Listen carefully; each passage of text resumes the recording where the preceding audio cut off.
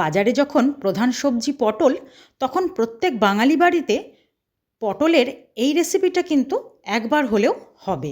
আর সেটা হলো আলু পটল চিংড়ি। হ্যাঁ, ঠিকই ধরেছেন। আর আলু পটল চিংড়ি ঠিক কীভাবে রান্না করলে হবে একদম অনুষ্ঠান বাড়ির মতন পারফেক্ট, সেটাই আমি আজকে আপনাদেরকে করে দেখাবো। নমস্কার বন্ধুরা, রসনালয়ে আপনাদের অনেক স্বাগত। আজ আমি আপনাদের সঙ্গে শেয়ার করব আলু পটল চিংড়ির রেসিপি। তো চলুন শুরু করি। তার জন্য আমি এখানে বেশ অনেকটা পরিমাণ পটল দুভাগ করে কেটে নিয়েছি, আর আলুগুলোকেও ডুমো ডুমো করে কেটে নিয়েছি। আর পটলের ঠিক এইভাবে খোসাটা ফেলেছি, দেখছেন একটু একটু আছে, ঠিক এইভাবে। এবার আমি চিংড়ি মাছ, মিডিয়াম সাইজের চিংড়ি মাছ, গোটা অবস্থায় 300 গ্রাম ছিল, এখন বেছে অনেকটাই কমে গেছে। তার লেজের অংশটা আর সামনের দিকটা ফেলে একদম পরিষ্কার করে ধুয়ে নিয়েছি। এবার আমি এর মধ্যে বেশ কিছুটা লবণ আর একটু হলুদ মাখিয়ে কিছুক্ষণ রাখবো। আর সেই রাখার মধ্যে কিন্তু আমি রান্নাটা শুরু করে দেব। তার মধ্যে আলু পটলটা আমি ভাজতে শুরু করব, তার মধ্যে কিন্তু লবণ হলুদ মাখানো চিংড়িটা একটু থাকলেই হয়ে যাবে। এবার কড়াইয়ে প্রথমেই আমি সর্ষের তেল একটু বেশি করে দিয়ে দেবো। তো রান্নাটা যেহেতু একটু অনুষ্ঠান বাড়ির মতন করতে চাই, তাহলে কিন্তু একটু তেলটা বেশি লাগবে। তেলটা গরম হতে হতে আমি এর মধ্যে পটলগুলো সব দিয়ে দেব। আর পটলগুলো দিয়ে দেওয়ার পর হালকা হাতে আস্তে আস্তে ভাজবো। পটলগুলো বেশ লাল লাল করে ভাজবো।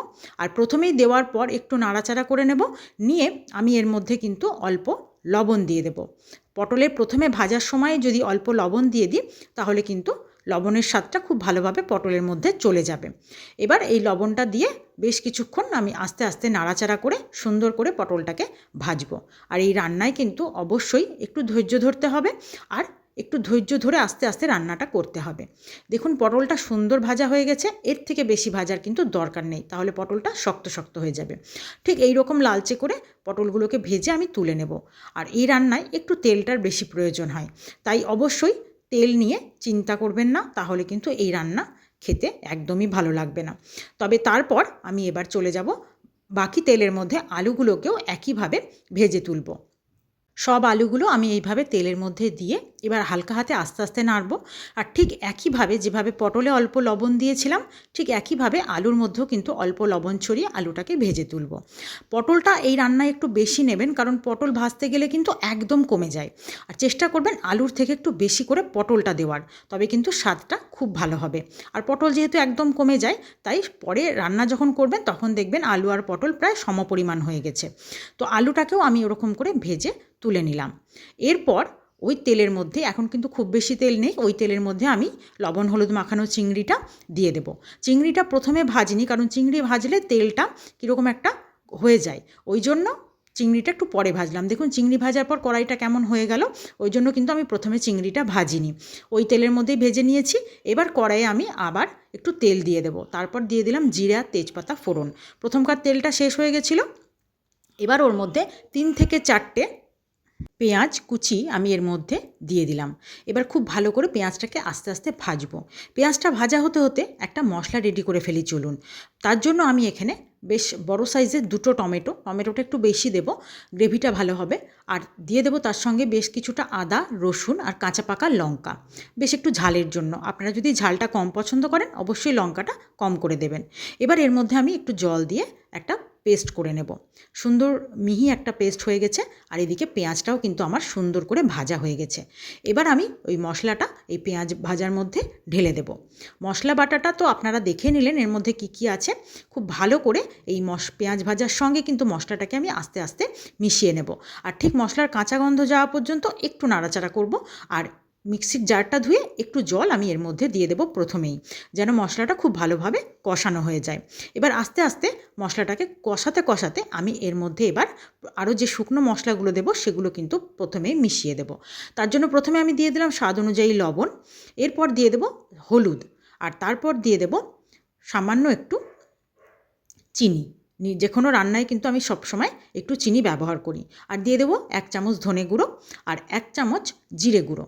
তারপর দিয়ে দেব 1 চামচ কাশ্মীরি লঙ্কা গুঁড়ো। এবার সবকটা উপকরণ খুব ভালো করে দিয়ে আবার খুব ভালো করে মিশিয়ে নেব। এবার কিন্তু আমার সমস্ত মশলা দেওয়া সম্পন্ন হয়ে গেছে। এবার খুব ভালো করে মশলাটাকে কষাতে হবে যতক্ষণ না মশলা থেকে খুব ভালোভাবে তেলটা রিলিজ করছে। আর দেখুন এবার আপনারা দেখে বুঝতে পারছেন মশলা কিন্তু একদম সুন্দর করে কষানো হয়ে গেছে আর মশলা থেকে তেলটাও রিলিজ করে গেছে।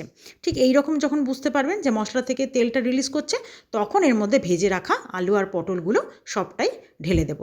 তারপর খুব ভালোভাবে আস্তে আস্তে আলু পটলের সঙ্গে মশলাটাকে মেশাবো। আর মেশানোর পর কিন্তু সঙ্গে সঙ্গে এর মধ্যে জল দেব না। বেশ কিছুক্ষণ আলু পটল ভাজাটাকেও মশলার সঙ্গে কষাবো। নতুন পুরনো সকল বন্ধুকে আমার চ্যানেলে স্বাগত জানিয়ে যে সকল বন্ধুরা নিয়মিত আমার ভিডিও দেখছেন, আমার পাশে আছেন, তাদেরকে আমার অসংখ্য ধন্যবাদ। আর যে সকল বন্ধুরা আজকেই হয়তো আমার ভিডিও প্রথম দেখছেন, এখনও চ্যানেলটি সাবস্ক্রাইব করা হয়নি, তারা প্লিজ চ্যানেলটি সাবস্ক্রাইব করে পাশে থাকা বেল আইকনটি প্রেস করে দেবেন। নতুন নতুন ভিডিওর নোটিফিকেশান সব আগে আপনাদের কাছে পৌঁছে যাবে। আর যে সকল বন্ধুরা ফেসবুক পেজ থেকে আমার ভিডিওটি দেখছেন, তারা অবশ্যই পেজটি ফলো করে দেবেন এরকম সুন্দর সুন্দর রেসিপি পাওয়ার জন্য। এবার দেখুন তার মধ্যে যখন ভালো করে আলু পটলটা কষানো হয়ে গেছে, তার মধ্যে ভেজে রাখা চিংড়িগুলো আমি এর মধ্যে দিয়ে দিলাম। এবার তারপরও আবারও খুব ভালো করে মিশিয়ে নেব। এরপর আমি এর মধ্যে পরিমাণ মতো জল দেব। জলটা ঠিক এমন করে দেব যেন পুরো রান্নাটা একটু ঘন ঘন হয়, আর ঝোল হবে না কিন্তু, তবে গ্রেভিটা খুব সুন্দর একটা ঘন অবস্থায় থাকবে। সেই জন্য জলটা সেই বুঝে দিতে হবে, আরও একটু জল দিতে হবে। এই দেখুন ঠিক এই রকম করে জলটা দেব। সবজিগুলো আধা ডোবা ডোবা অবস্থায় থাকবে, ঠিক সেই রকম করে জলটা দিয়ে এবার আমি ঢাকা দিয়ে একটু ভালো করে ফুটিয়ে নেব। আর আলু পটল যেহেতু প্রথমেই ভাজা আছে, তো সেদ্ধ হতে খুব বেশি সময় লাগবে না। যেহেতু মশলার স্বাদটা আলু পটলের মধ্যে যাওয়া পর্যন্ত এরকম করে একটু রান্না করে নেব। আর দেখুন এবার দেখে বুঝতে পারছেন আলু পটল কিন্তু সব বেশ সুন্দর নরম হয়ে গেছে আর ঝোলটাও অনেকটাই শুকিয়ে এসছে। ঠিক এই রকম অবস্থায় কিন্তু আমাকে এটা নামাতে হবে, কারণ এর থেকে বেশি শুকোলে পরে কিন্তু আর খেতে ভালো লাগবে না। এবার আমি ওপর থেকে ছোটো এক চামচ গরম মশলা পাউডার ছড়িয়ে দিলাম। দিয়ে এটাকে আমি ভালো করে একটু নাড়াচাড়া করে আর একটু দেখে নেব সেদ্ধ হয়েছে কিনা আলু পটলগুলো। বেশ সুন্দর সেদ্ধ হয়ে গেছে, যদিও দেখে ভালোই বোঝা যাচ্ছে যে সব কিছুই নরম হয়ে গেছে। এবার আমি একটু ঢাকা দিয়ে রেস্টে রেখে পরিবেশনের জন্য নামিয়ে নেব। আপনাদের আমার আজকের এই আলু পটল চিংড়ি রেসিপিটা কেমন লাগলো আপনারা কিন্তু অবশ্যই আমাকে জানাতে ভুলবেন না। আর ভালো লাগলে সবসময় যেটা বলে থাকি, লাইক শেয়ার তো অবশ্যই করবেন, আর নিজেদের পরিবার পরিজনের মধ্যে কিন্তু অবশ্যই শেয়ার করে রাখবেন। ভালো লাগবে পরে অবশ্যই এটা করতে পারবেন। তো আজকের রেসিপি এই পর্যন্তই। আপনাদের সকলকে অসংখ্য ধন্যবাদ দেখার জন্য।